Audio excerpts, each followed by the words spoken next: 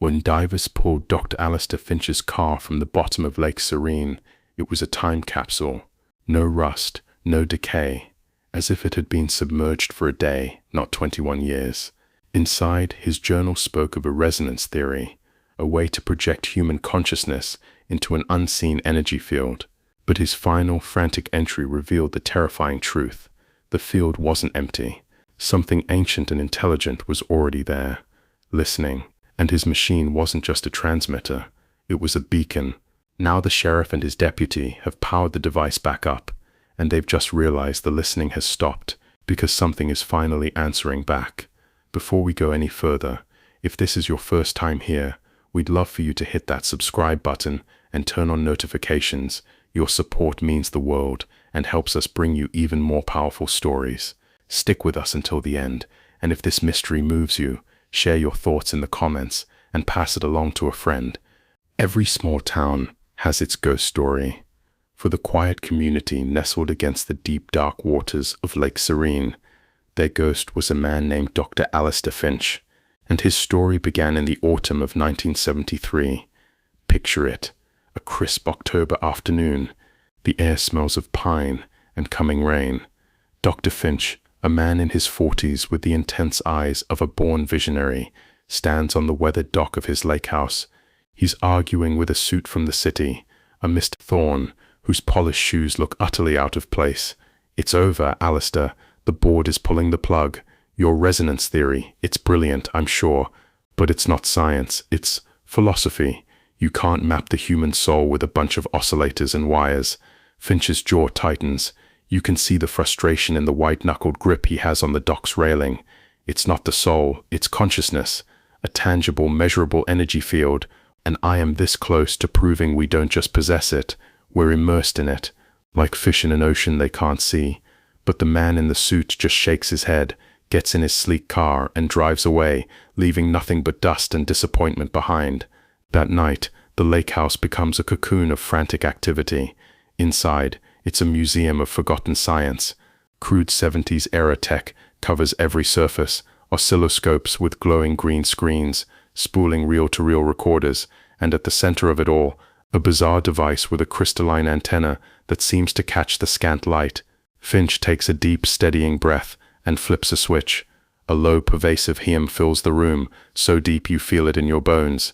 The lights in the house flicker, dim. He speaks into his recorder, his voice a mixture of exhaustion and pure electric awe. Final log entry. The field is not just receptive, it's interactive. The resonance is building. I can feel it in my teeth, in my thoughts. It's like a door I've been knocking on for years, is finally opening. He looks up, toward the window facing the lake. His eyes go wide. A blinding, silent white light erupts from the surface of the water, flooding the room, washing out every detail. The reel-to-reel recorder lets out a pained, high-pitched screech, and then nothing, just the slow, steady hiss of dead tape. 21 years vanish in the blink of an eye. We find ourselves in a musty police station in 1994. Sheriff Miller, a man who's worn the same uniform for decades, slaps a thick, dusty folder closed. Missing persons, Dr. Alistair Finch. Case closed.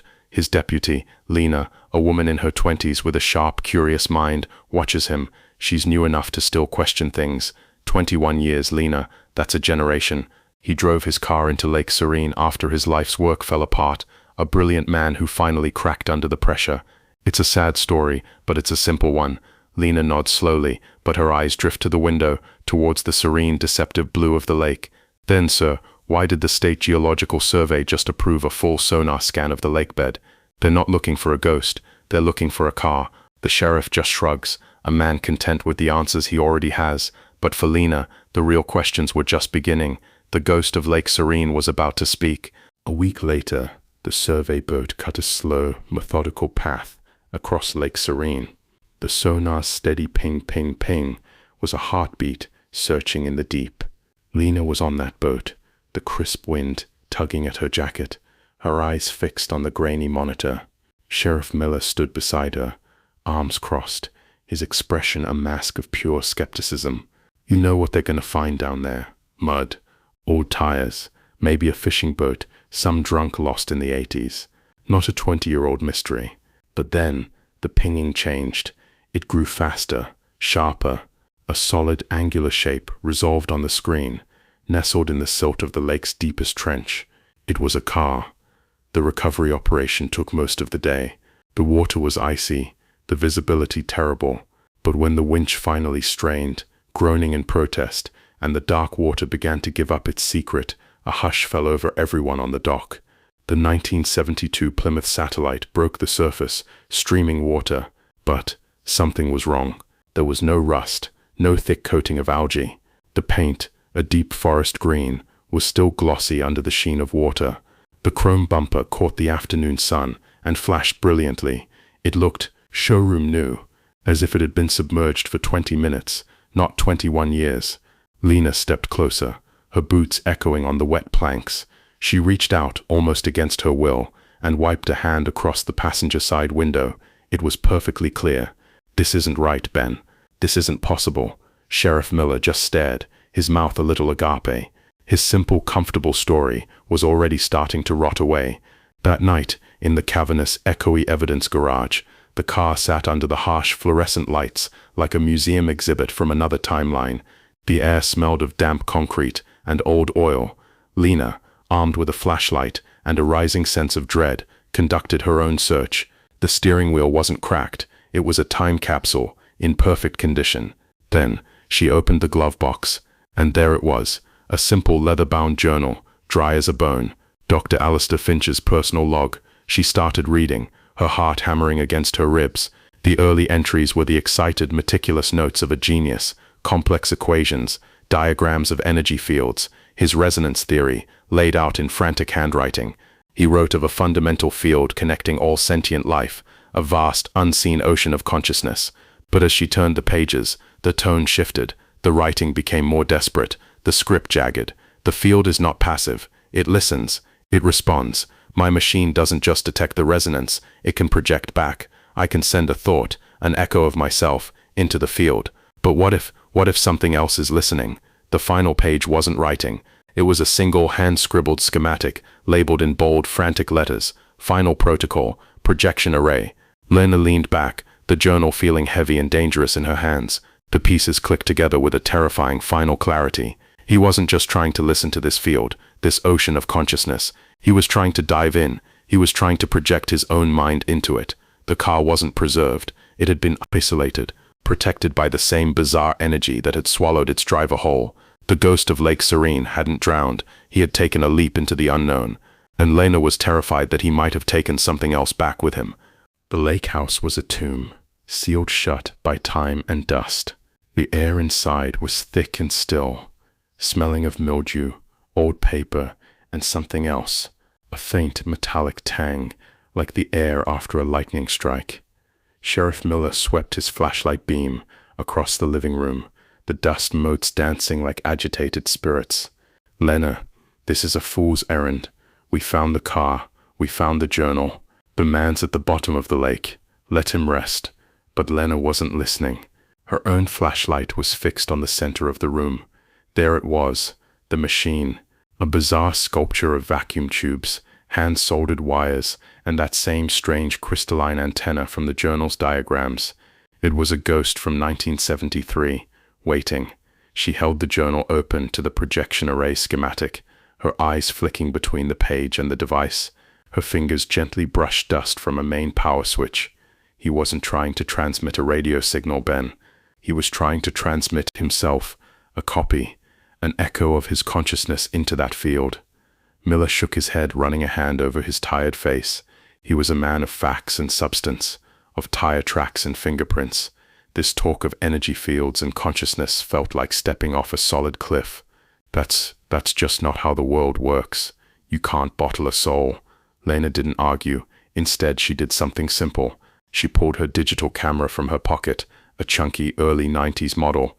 She wanted to document the scene. She raised it, framed the machine in the viewfinder, and pressed the shutter. The camera whirred, slowly printing the photo. She pulled the slick, chemical-smelling square from the slot. The image slowly resolved. It was a picture of the empty room, the machine in the center. But it wasn't empty. She held it up, her hand beginning to tremble. "Then how do you explain this?" Miller took the photo. His confident, weary expression dissolved into pure, uncomprehending shock.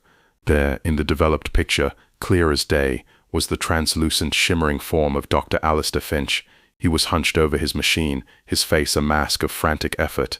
He was frozen in that final, terrible moment from 1973. Not a ghost in the traditional sense, but a photograph of a psychic echo, a memory stamped onto the very fabric of the place, now revealed by the camera's impersonal eye. The machine wasn't a failure, it had worked, and the proof was staring right back at them from a piece of cheap thermal paper. He wasn't gone, he was trapped, a recording on an endless cosmic loop, and they had just found the play button. The psychic connection didn't just end, it shattered, like a pane of glass breaking inside their minds. Lena was on her knees, one hand braced against the cold, dusty floorboards, her whole body trembling. Sheriff Miller was backed against the wall, his face ashen, his chest heaving. The air still vibrated with the ghost of that terrible frequency. My God, oh my God, he didn't vanish, he was harvested, studied. That thing, that presence, it wasn't just listening, it was learning. He looked at Lena, his eyes wide with a primal bureaucratic horror.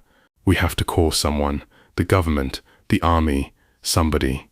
He opened a door to some other plane of existence, and he couldn't close it. Lena slowly pushed herself to her feet, her legs feeling like water. She stumbled to the lake house window, yanking the dusty curtains aside. She needed to see the real world, the solid, familiar world of trees and water and sky. She needed to prove it was still there. The moon was high and full, casting a silvery road across the placid, black surface of Lake Serene. It should have been peaceful. It was anything but. Then Miller joined her, his own breath catching in his throat. It took a moment for the brain to process what the eyes were seeing. The reflection of the stars on the water's surface, it was wrong. The constellations were distorted. Familiar patterns, like Orion and the Big Dipper, were subtly, terrifyingly rearranged.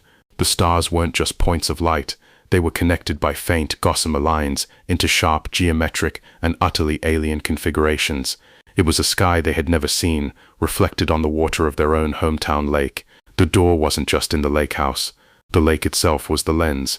The entire body of water had become a focusing array for the resonance, amplifying it for 21 years, warping the very space above it. The water in the center of the lake began to move. It didn't ripple from wind or a fish. It swirled inward, slowly, deliberately, forming a vast, gentle vortex. From the dark, silent depths of that vortex, something began to rise. It wasn't a physical object, not a ship, not a creature. It was a shape made of darkness, so absolute it seemed to drink the moonlight around it, a form of impossible geometry, all sharp, non-Euclidean angles, and a terrifying slender elongation that suggested a biology not of matter, but of thought itself, a resonant thought given form. It was the echo Finch had felt, the old one. It had learned the frequency. It had learned how to push back. And now, after 21 years of listening, of studying the strange, fleeting consciousness of Dr. Alistair Finch, it was slowly, patiently, inverting the signal. It was no longer receiving, it was projecting itself. The scariest monsters aren't the ones under the bed. They're the ones we can't see, the ones we accidentally invite in. If this story left you looking at the world a little differently, do us a favor and give it a like. It helps more people find our channel of the strange and unexplained.